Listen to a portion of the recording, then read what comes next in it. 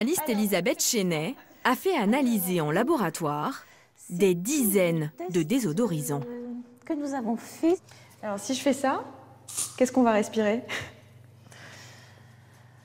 Des substances chimiques qui n'ont rien à faire dans l'air que vous respirez chez vous, voilà.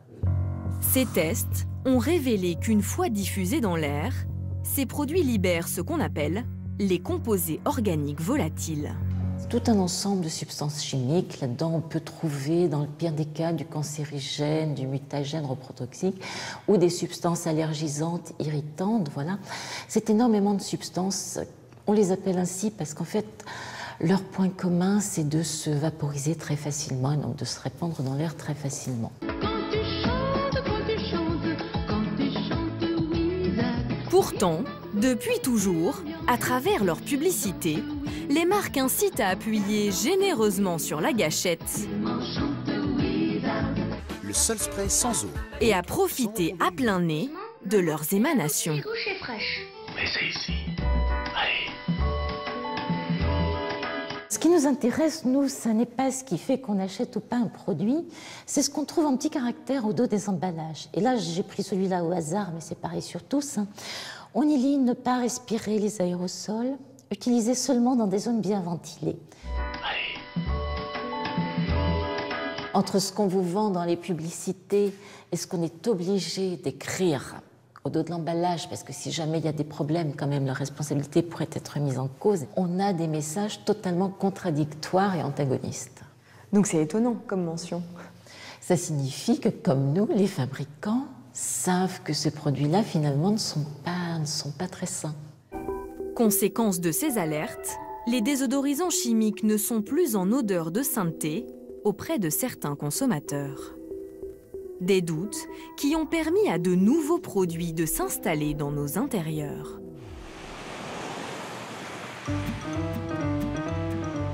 À Nice, une jeune maman pense avoir trouvé une alternative aux parfums de synthèse.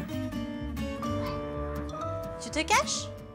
Tous les matins, quand Laetitia fait son ménage, elle a ses petits rituels. Je mets 2 petites gouttes d'huile essentielle, hop, de citron, sur mon chiffon pour faire la poussière. Pourquoi? Parce que d'abord, ça parfume, je trouve ça plus agréable. Ça me permet de nettoyer sans utiliser de produits chimiques. Elle est adepte des produits naturels et surtout des huiles essentielles, un liquide extrait des plantes aromatiques. Chez Laetitia, aucun aérosol chimique, elle ne supporte pas leur parfum synthétique. Je n'utilise pas de désodorisant classique parce que leur odeur me dérange. Certains produits chimiques, leur odeur en tout cas m'indispose.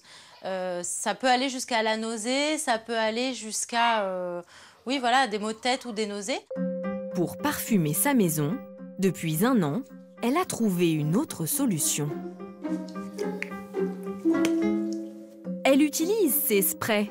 Ils contiennent un mélange de 41 huiles essentielles.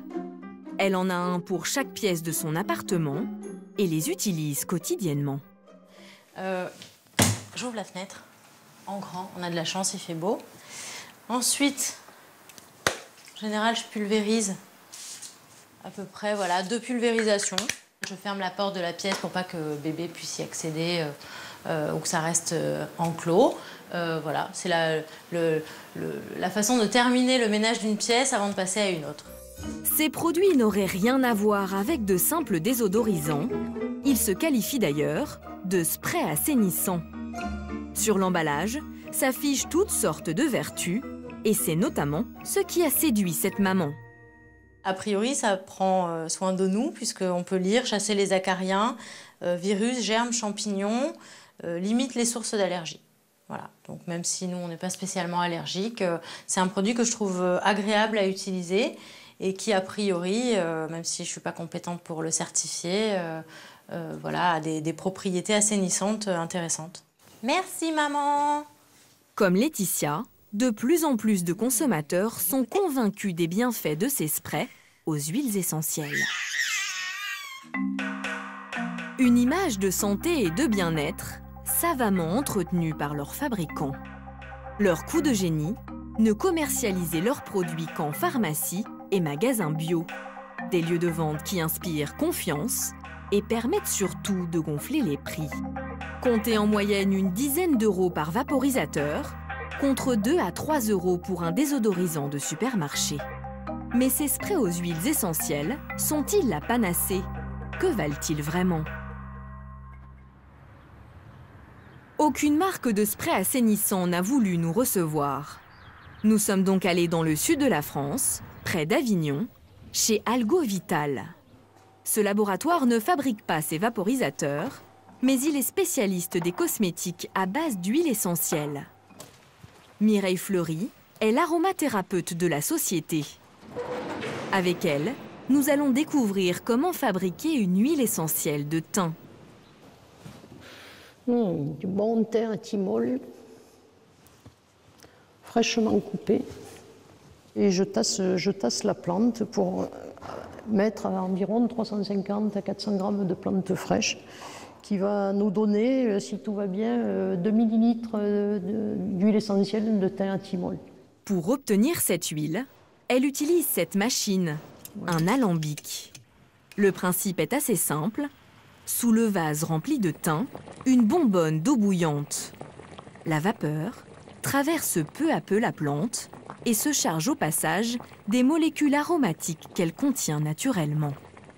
À l'autre bout de l'appareil, ces précieuses gouttelettes redeviennent liquides, l'huile se sépare de l'eau et remonte à la surface. Voilà, on voit très bien la phase où l'essence remonte. En tout, pour obtenir quelques millilitres d'huile pure, il aura fallu attendre 2 heures. Nous avons obtenu un mélange qui s'appelle un distillat, qui va se séparer par différence de densité.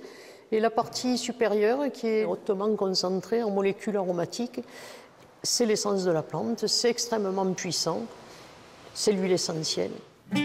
Ces essences ont des propriétés reconnues. Rien que celle-ci, de thym à thymol, est antiseptique, bactéricide, antiparasite et peut même détruire certains champignons. Et citron et un peu d'aneth. Nous avons demandé à Mireille Fleury de préparer un mélange d'huile essentielle pour assainir l'air. Dans un mélange assainissant, j'avais pensé mettre une grosse proportion de citron, 75%, pour ses vertus antibactériennes et pour son côté rafraîchissant.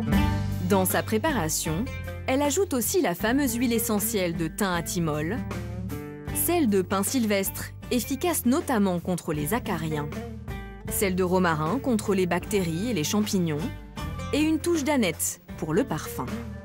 5 huiles en tout, et pour elle, c'est suffisant.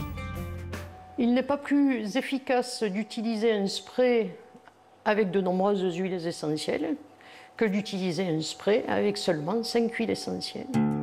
Quel est l'intérêt alors des sprays assainissants composés de dizaines d'huiles essentielles différentes? Ça joue sur le fait que dans la tête des gens du grand public, ils ont vraiment l'impression que s'il y en a beaucoup, ça fonctionnera mieux. Et alors que c'est faux, quoi. Plus il y a d'huile essentielle, mieux c'est, serait donc une idée reçue. Et ce n'est pas la seule à combattre. Ces sprays ne seraient pas bons à mettre entre toutes les mains.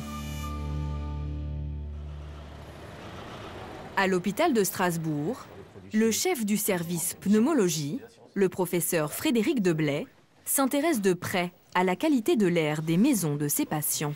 Et alors en ce moment, vous avez le nez qui coule ou pas? Non, du tout. Du tout? J'ai juste le nez qui commence à démanger. Il reçoit chaque jour des dizaines d'allergiques et d'asthmatiques.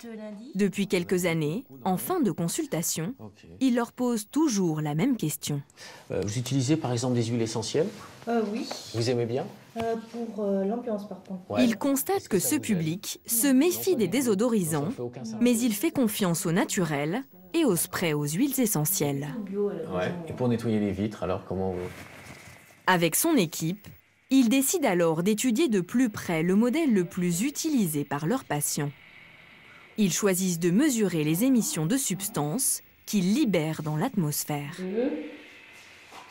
Les résultats de leurs tests montrent la présence de trop grandes quantités de composés irritants dans l'air bien au-dessus des seuils recommandés.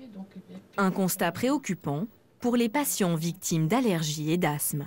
Les allergiques sont très intéressés par tout ce qui est naturel, parce qu'ils sont persuadés que s'ils sont allergiques, c'est à cause des produits chimiques. Or, en fait, on est allergique aux protéines qui nous entourent. Les acariens, ce sont des produits naturels, le chat, ce sont des produits naturels, les pollens aussi. Et donc, comme ils sont très friands de ça, ils utilisent particulièrement ces produits. Or, ces produits peuvent être nocifs pour ces personnes, et particulièrement chez les enfants. Les risques d'utiliser ces produits qui contiennent des composés organiques volatiles, c'est d'aggraver leur asthme, c'est d'aggraver leur rhinite, d'aggraver leur problème des muqueuses, puisque l'asthme ou la rhinite, c'est un problème de muqueuse, c'est un problème de barrière avec l'extérieur. Et donc là, vous aggravez l'inflammation de cette muqueuse, vous aggravez parce que vous l'irritez, et donc vous allez permettre aux allergènes de pénétrer plus facilement, et donc aux patients d'avoir plus de symptômes. Donc ils croient finalement avoir un effet bénéfique parce que ces produits vont tuer les acariens, mais en même temps, ils libèrent des composés organiques volatiles, des produits chimiques, qui vont avoir un effet néfaste sur leurs bronches. D'après le professeur Deblay, ces sprays aux huiles essentielles seraient donc à éviter pour toutes les personnes ayant des fragilités respiratoires. À la maison, sensible ou pas, pour chasser les mauvaises odeurs, il vaut mieux revenir aux fondamentaux. Ouvrir ses fenêtres, minimum 15 minutes, matin et soir. Un moyen simple, économique et écologique de changer d'air.